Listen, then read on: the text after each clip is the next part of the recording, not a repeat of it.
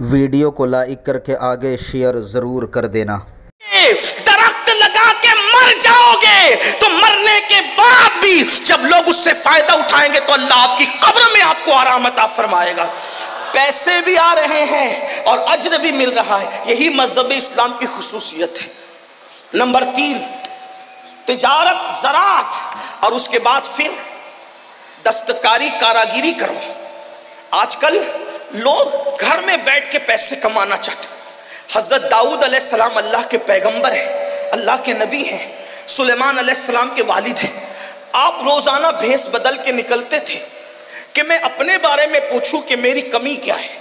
حالانکہ جو بھی نبی ہوتا ہے اس میں کبھی کوئی کمی نہیں ہوتی، کیونکہ نبی کو اللہ کامل و اکمل بنا کر بھیجتا ہے، چاہے اس کا نسب ہو، چاہے اس کا حسن ہو، چاہے اس کا علم ہو، چاہے اس کا تقویٰ ہو، اس کا بولنا ہو، چلنا ہو، پھرنا ہو، معصوم ہوتا ہے نبی۔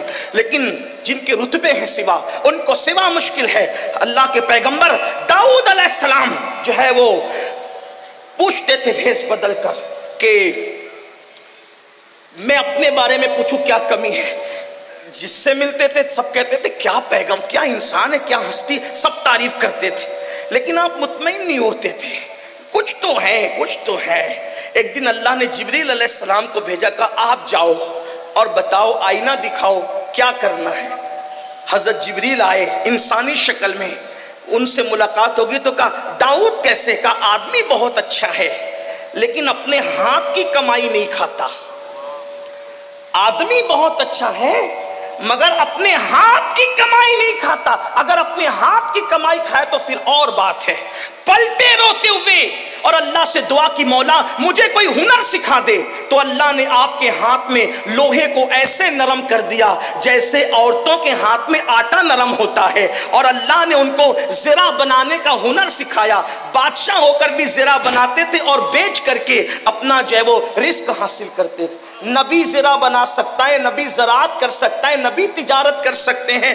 ہمارے اندر کون سے سرخاب کے پر لگے ہیں کہ ہمیں شرم آتی ہے تجارت کے لیے، زراعت کے لیے؟ نہیں، آؤ غربت دور کریں، اور اس کے لیے کچھ اور طریقے۔ نمبر 1 کہ جو غریب لوگ ہیں ان کی غربت دور کرنے کے لیے اسلام نے زکوٰۃ کا نظام قائم کیا ہے۔ 2.5% زکوٰۃ اپنے مال سے ہر سال نکالو۔ آج مسلمان زکوٰۃ چور بھی ہوا ہے، نماز چور بھی ہے، زکوٰۃ چور بھی ہے۔ 1 پیسہ اگر زکوٰۃ کا بچا کے رکھو گے،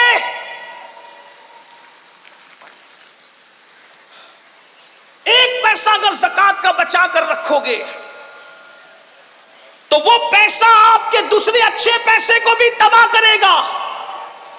اور اگر زکوٰۃ دے دی، اللہ کے رسول علیہ السلام فرماتے ہیں جو اپنے مال کی پوری پوری زکوٰۃ ادا کرے، اللہ اس کے مال کو اپنے قلعے میں محفوظ کر لیتا ہے۔ مجھے بتاؤ، جس کا مال اللہ کے قلعے میں محفوظ ہو جائے پھر اس کے مال کو کون کیا کر سکتا ہے؟ لوگ کہتے ہیں میرا مال بیوپاری لے کر کے بھاگ گیا، ڈوب گیا، یہ ہوا وہ ہوا۔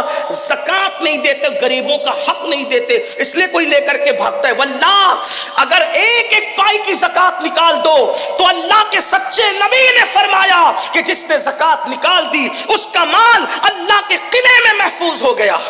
ایک بات۔ دوسری بات، جب زکوٰۃ نکالو تو زکوٰۃ کو کوئی سسٹم سے تقسیم کرو۔ کچھ لوگوں کو تو ہم نے 200 روپے تقسیم کرتے دیکھا۔ ٹھیک ہے، اس پہ کوئی شرع کا حکم نہیں کہ تملیغ شرط ہے فقیر کے لیے، لیکن آپ سے پوچھتا ہوں کم سے کم ایسا ہو جائے۔ علماء کرام بیٹھے ہوئے، صرف اپنی اصلاح کی خاطر ایک مشورہ دے رہا ہوں، آپ کی مشورہ ہے میرا کہ اپنی زکوٰۃ کو 3 حصوں میں تقسیم کریں اگر ہو سکے تو۔ نمبر 1 حصہ اپنے رشتہ داروں میں تقسیم کریں۔ نمبر 2 1 حصہ عام مسلمانوں میں تقسیم کریں، اور نمبر 3 1 حصہ مدارس دینیا میں تقسیم کریں۔ اس سے یہ ہوگا کہ آپ کے رشتہ داروں کی غربت بھی دور ہوگی، عام مومنوں کی غربت بھی دور ہوگی، اور جو مدارس اسلامیہ جو دراصل ہمارے مذہب کی جان ہے، اللہ کے رسول علیہ السلام نے فرمایا العلم حیات الاسلام و عماد الدین، کہ علم اسلام کی زندگی ہے اور دین کا ستون ہے۔ ہمارا دین زندہ رہے گا. اس لیے ان کو بھی مضبوط کرنا ضروری ہے، لیکن اس کے لیے تھوڑی گزارش اتنی ہے کہ جہاں دے رہے ہیں وہاں آنکھ کھول کر کے دیکھو کہ کام ہو رہا ہے کہ نہیں ہو رہا ہے. اگر